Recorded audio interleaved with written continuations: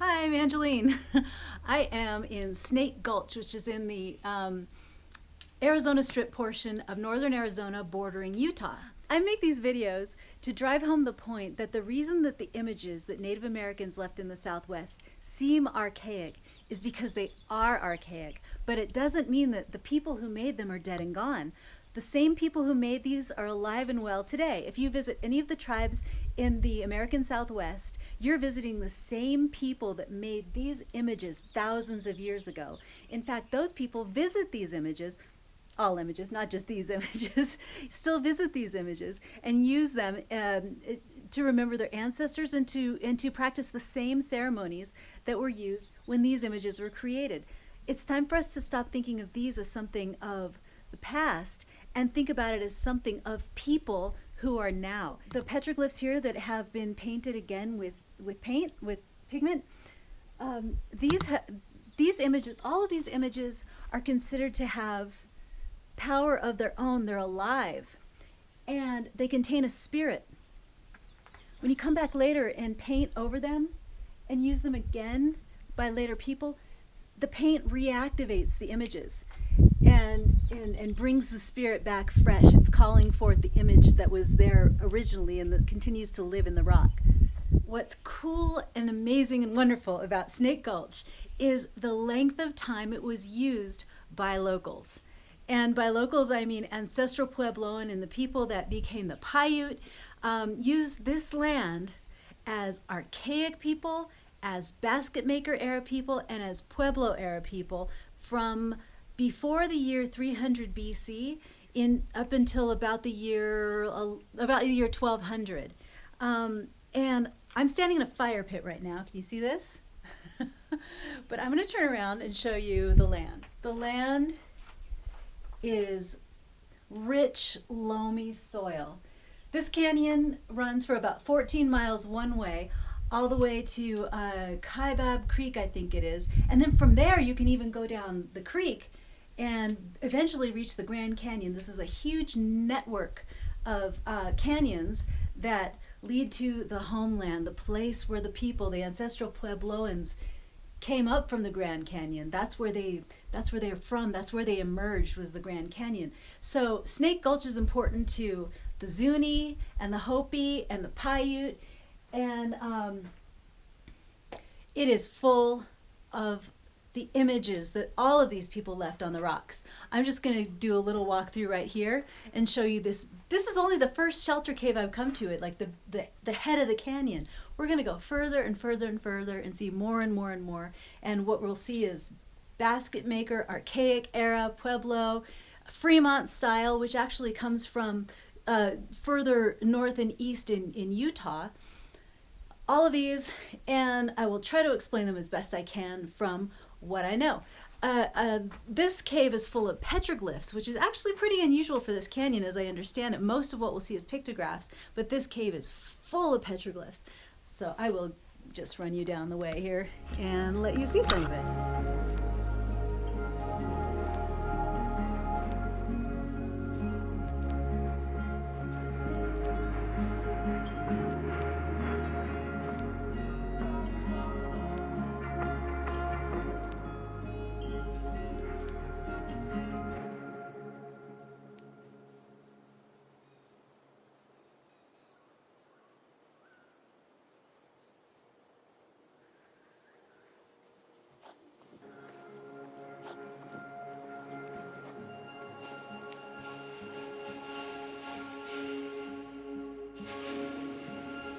There's quite a lot of grinding holes in this cave too.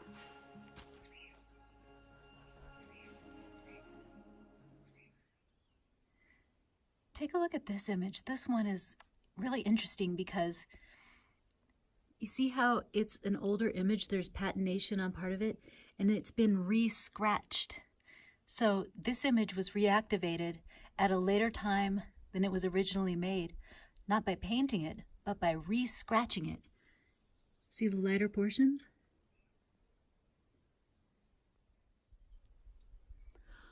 Oh, I really, really love this. I love this because you know what you've got here? Handprints.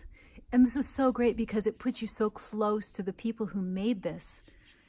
And if you notice, the handprints here, here, and here, they're painted over some of the older images.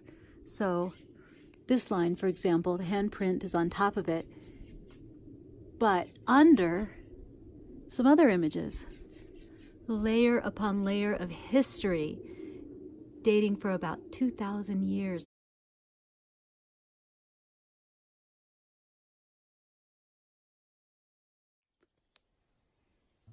These images right here have been reactivated in 4 different ways at 4 different times that you can see with the naked eye. Look at this. Okay, so you got the original kind of yellowish carving, and it's yellowish because of time. The rock is repatinated over time. And then you've got the light colored scratches in it, which are later carvings on top of the same image. You can see it really well here. And then you've got, which one came next? Red. Red paint over the original carvings. And then on top of that red paint, there's white paint on top of the red paint.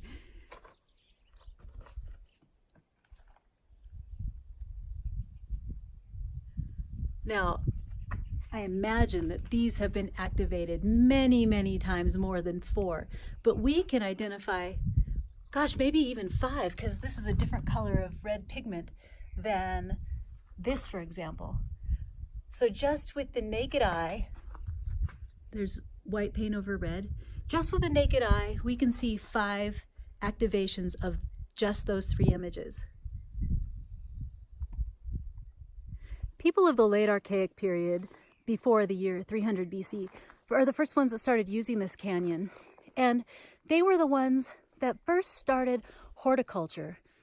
They had been previously nomadic, hunting and gathering, and they began planting small gardens, cultivating small amounts of crops in small plots. And that evolved into the basket maker era, which had fully embraced horticulture and then began actually cultivating larger and larger patches of crops, which is what became agriculture. And the Pueblo people are the ones who really embrace agriculture and large, what you might call mass-produced corn that fed the Pueblo culture and grew the cultures to the size in which you could occupy something like Chaco Canyon, for example. Here in Snake Gulch, the soil is really rich and loamy, and that's why so many people for so long used and lived in this canyon to grow food. It was the horticulturists who first started settling down and stopping passing through. They started investing in their landscape and creating semi-permanent settlements. So this is basket maker. This is before the year 500. This is most of the people, the heaviest use of this canyon, I believe, was basket maker. And you can see how old it is. There's the erosion. You can barely see it. It's red paint. I'll show it to you in D-stretch. But it's really big. And it has a V-shaped body. And pretty big head. And I'll show you something else really, really cool about this. So remember we were talking about reactivating. So you can see the original red pigment and then all these scratches over it that have been made later to reactivate this image by the descendants of the people that made the image.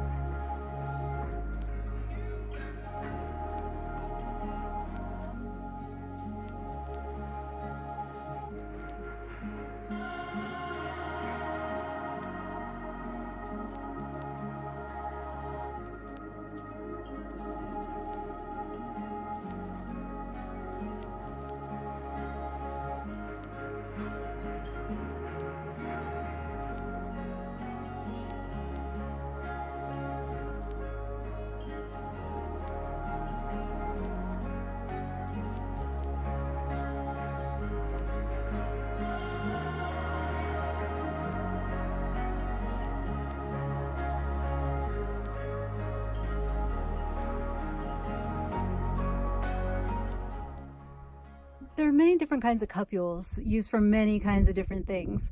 But one use of a cupule, and this is independently verified by prehistoric cultures as distant as the Pomo of California and the Aborigines of Australia, is to make a cupule.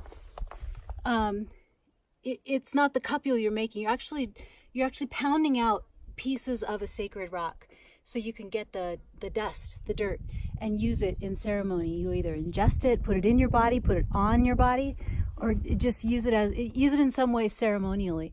The cupule is the byproduct of the action, which is acquiring piece of Mother Earth, the fine sands from Mother Earth.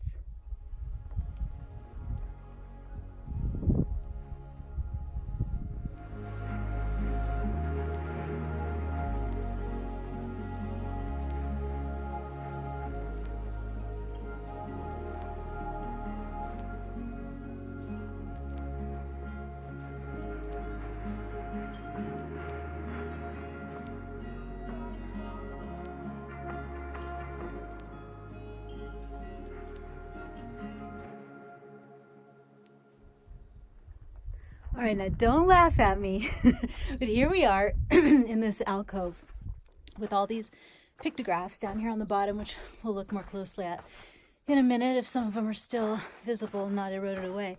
But right here in the corner, we have all of these splotches of mud.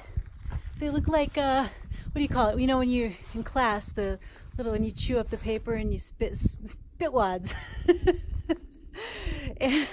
Okay, now I saw something like this, but with paint in a cliff dwelling the other day in Navajo country. And I said, what's going on with that? And he said, now this is a Navajo guide, and he said to me, I don't know, maybe a throwing contest.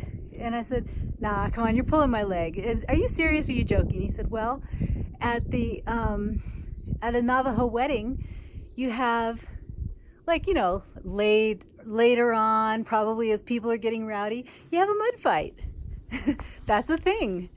And, you know, we're not in Navajo country right now, but this isn't the first time I've seen something like this, especially with paint splatters like that high on the wall. This is mud, and maybe it translates to other cultures in the Southwest. Throwing contest. Mud fight.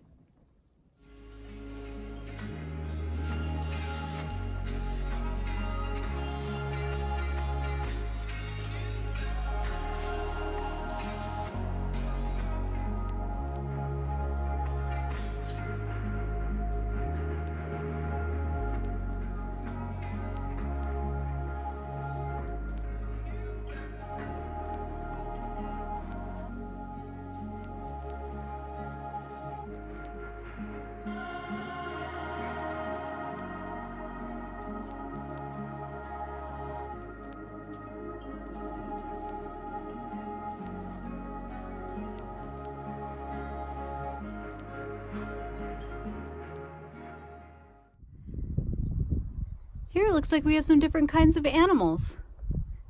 We've got what's clearly something with longhorns. Longhorn sheep is the likely candidate. And look at his feet. They're straight. Right below, we have somebody with lots of branchy horns and cloven hooves. I'm thinking that might be something more like a deer, right? I don't think we have moose here. What do we have here? This guy has some branchiness on his head. I'm not sure what's above him, if those are longhorns, but he has the cloven hooves. So I'm thinking he might be related to this guy more than this guy. And then, see, because above the cloven hoof dude, we have one without cloven hooves, straight feet, but he does have the long horns. And this one, no horns, straight feet. Maybe that's a baby.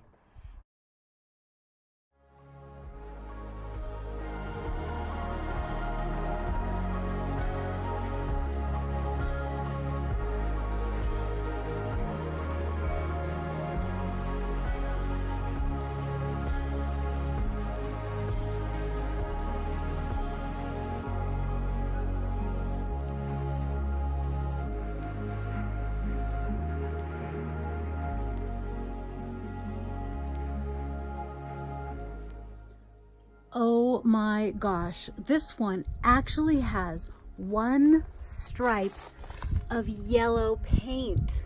That is so rare. This guy, does he have yellow too?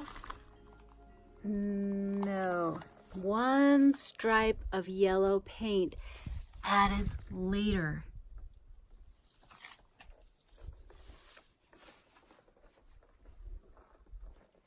And then this guy's off to the side. Different color, different time than those guys were made. Different color. Over here, totally different style.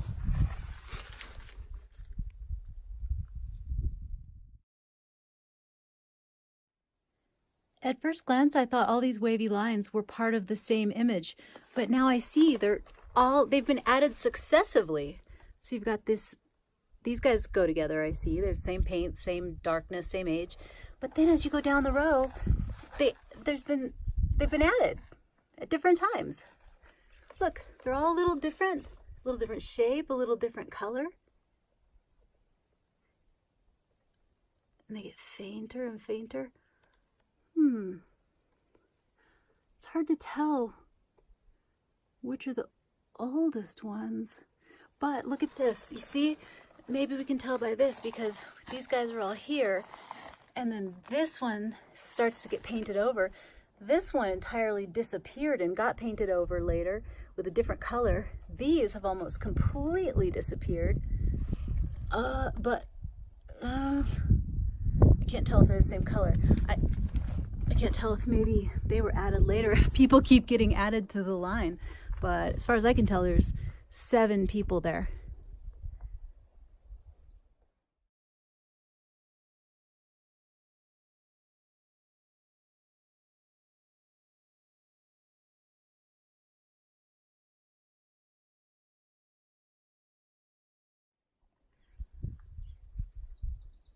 Unless I'm mistaken, which has happened before, but I don't think I am in this case, everything on this panel is basket maker before the year 800. These are really great because they are life size and they represent being inspired by the Fremont culture, which is northern Southwest, in this case probably from Utah.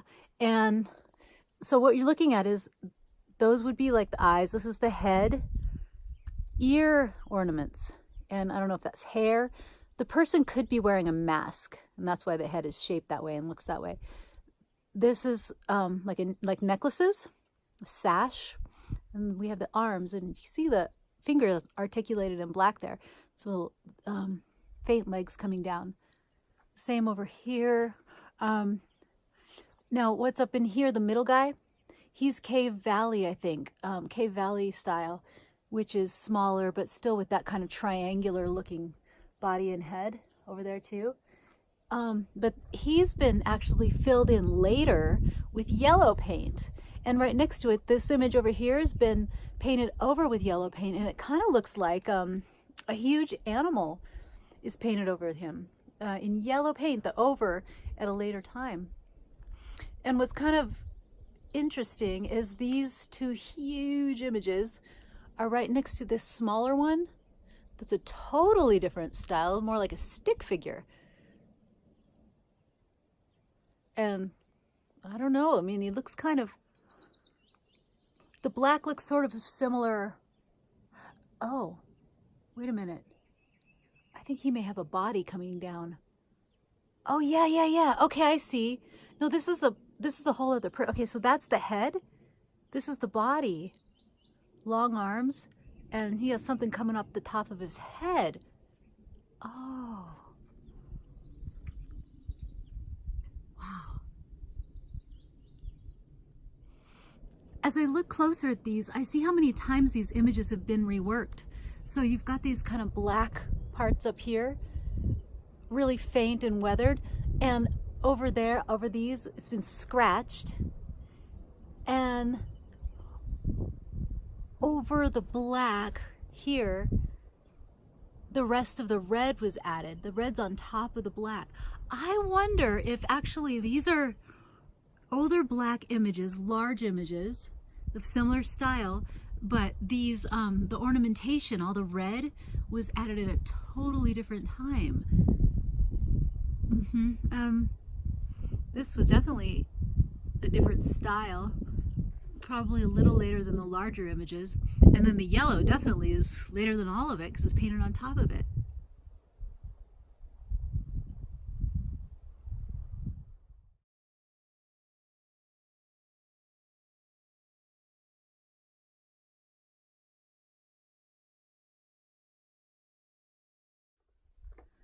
I swear, Snake Gulch, every single place I stop in Snake Gulch could be a whole video. Now check this out. This is really, really weird. This is natural here. This is something that happens in this rock. They're like some different mineral grows in circles, like concentric circles. See, like there's a hard core, then something grows on the outside of it and falls off, and then there's that outer rim that's left. Kind of looks like this to start, right? And then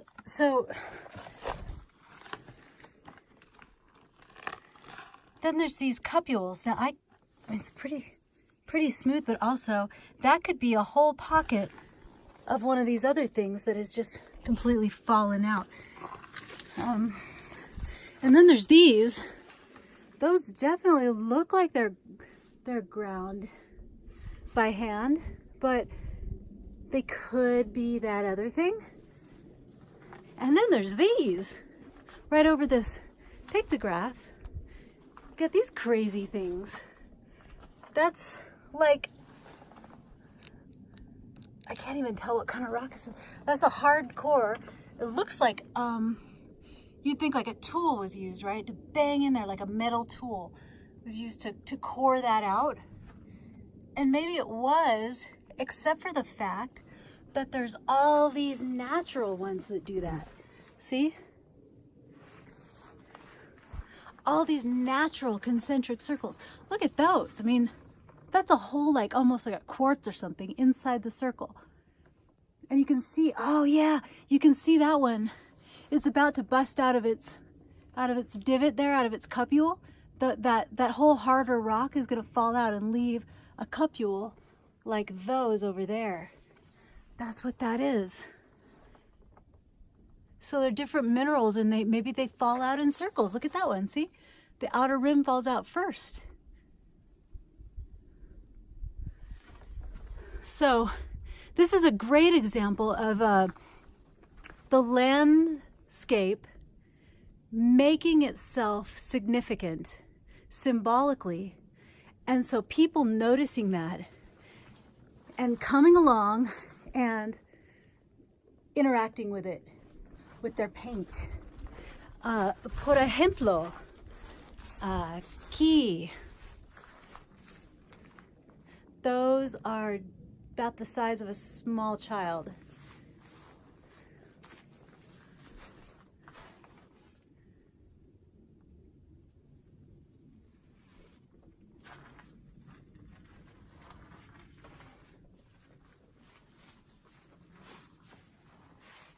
I can't believe I just said that about these being the size of a small child. So then I walk around the corner and look what's here. This is 2 sets of handprints the size of a small child. Seriously, I'll de-stretch this for you.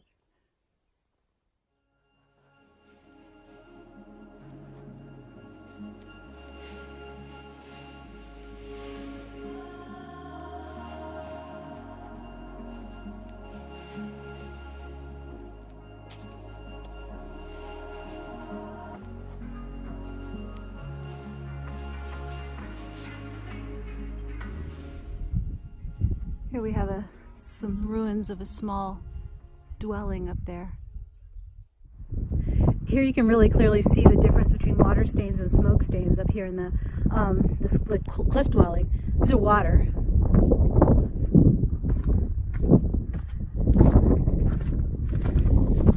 This is smoke.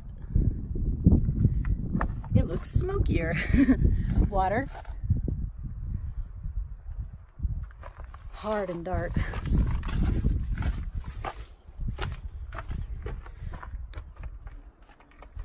Lots of smoke. See, because it only hits the undersurfaces where the smoke is rising up. It missed some. Smoke, smoke, smoke all along here. So much smoke. Wall.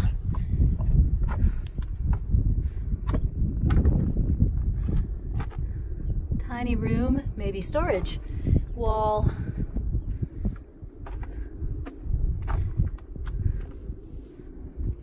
Smoke, smoke, smoke, smoke. Looks like there's some masonry stuck to that one. Could be.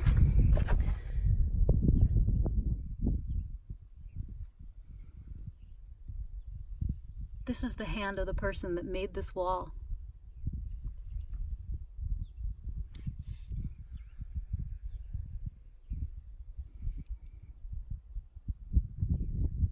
You know, I got a spidey sense about these things. I'm walking down the canyon and I see this. I think, oh, that looks like the sun rising over a mountain. Oh, I bet there's pictographs nearby. And then, bing, right in there. I'll get closer.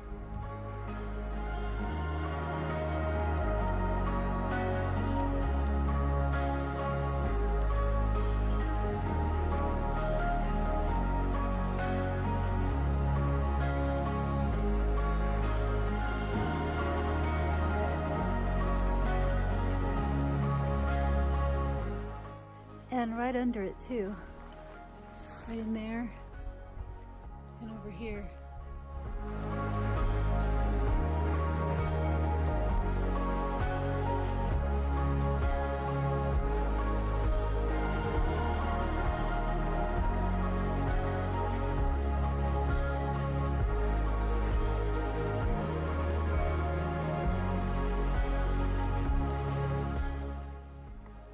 When you're dealing with people whose worldview is animistic, meaning that everything in nature has its own spirit, everything you see has its own spirit. So if you see something on the landscape that your human mind wants to make into a shape of something that looks like something familiar to us, it's very likely that somebody in history, in prehistory, saw it exactly the same way.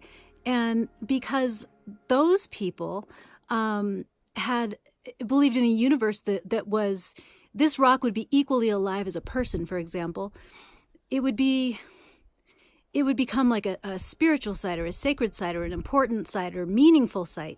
And sometimes those people left marks on the rock. So if you see something really weird on the landscape, something that strikes you, something that seems different or odd or looks like something, go up to it and check, because it's pretty likely that somebody 1,000 years ago saw it the same way, but to them it was extraordinarily important. So important they were able to, they chose to take precious resources in the form of minerals that they mined somewhere else and constructed brushes and mixed it with a binder and took a lot of effort to mark that spot with their sacred images. This is really great. Do you remember a while back by that thing I said looked like the sun rising over the mountains? Next to it was this, just this part. Now I see what that is supposed to be hinting at, what it represents. This is a whole person, but it's like, maybe it's a spiritual person, or maybe it is a spirit, because actually the form of the body isn't there. Only the ornaments are there. We've got something coming down the middle of the face. Maybe that represents the face wearing a mask or something. Then we've got the ear bobs, things, you know, some earrings. We've got necklace. Oh, sorry. Necklace. Some shoulder ornamentation. And then down here, the sash. And the legs are coming out, but it's so old that it's really worn away. This is a really old image. This was made before the year 800 for sure, but it could be much older than that. It could be anywhere from, what, 3 to 800, the year 300 to 800.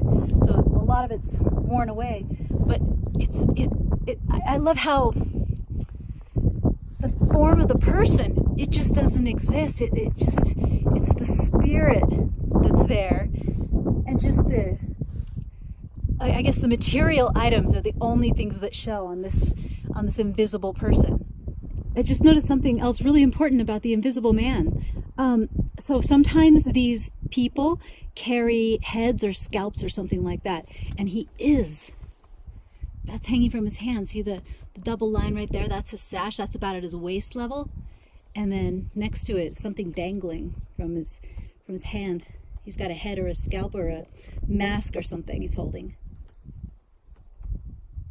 Oh, maybe that's why his face, you can't see his face. His mask is down there. A flute player. He's relaxing playing the flute. See his head? Head on this side and little legs crossed. He's playing the flute. Over here right next to the invisible man and the flute player, I'm walking along the ledge here, and there's a granary. You know, sorry about the wind here. One of these days I'll get a windscreen. Actually, I have one coming in the mail. Anyway, maybe this, you know, that spirit looks out over the crops. And, you know, crops stored there. It turns out this would be an auspicious place to store and protect your crops because crystals, quartz, are popping up out of this rock.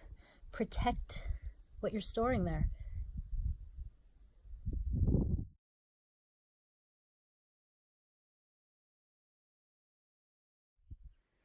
Here we go again. What's the weirdest thing on the landscape? Oh, huge square boulders that fell off that. Well, it must mean something important. There must be important spirits that live here. So, let's head on over to the wall that these big people came from and see what kind of, holy cow. Oh my God. Oh shoot. Cheese and crackers. Whoa. All right, looks like there's a whole row of powerful beings under this ledge. Dang. Oh my gosh. Okay, I'm going to de-stretch these one at a time so we can see them really well. These just keep getting better and better. I keep seeing more the closer I look. This guy has a ghostly white body. You can see his armpits. See right there? That's the dark space under his arms. And then the light part is coming out from his shoulders there. Those are the arms. This guy has black arms. See that? Black torso and black arms. You can tell where the top of his shoulders are because the necklace is resting on that, and above is his ear bobs, and then his mask there between the ear bobs. And then this one has a red body.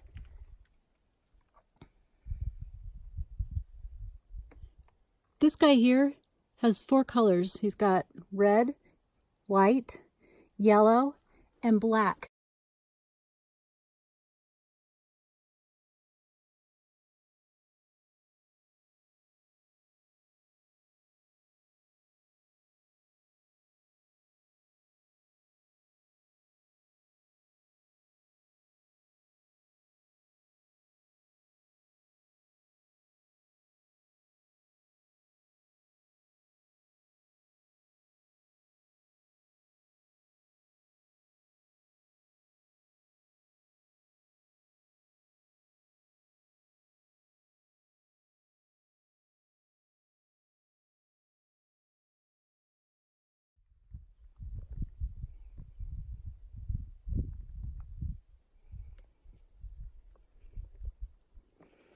I wish this video would capture how much this sparkles.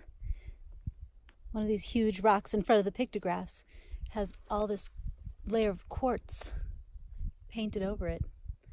Lizard came out to see what's going on, guarding the place. Good job, Lizard.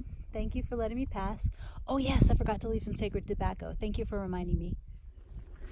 All right, so I'm getting tired. It's about 5 o'clock, and I'm trying to cover 1,500 to 2,000 years of history in one walk, which might be a bit ambitious. So I'm just gonna walk down to the end of this canyon, find a great camping spot, stay there, and then work my way back tomorrow from the other side and see what we can see. So good night, sleep tight, see you in the morning.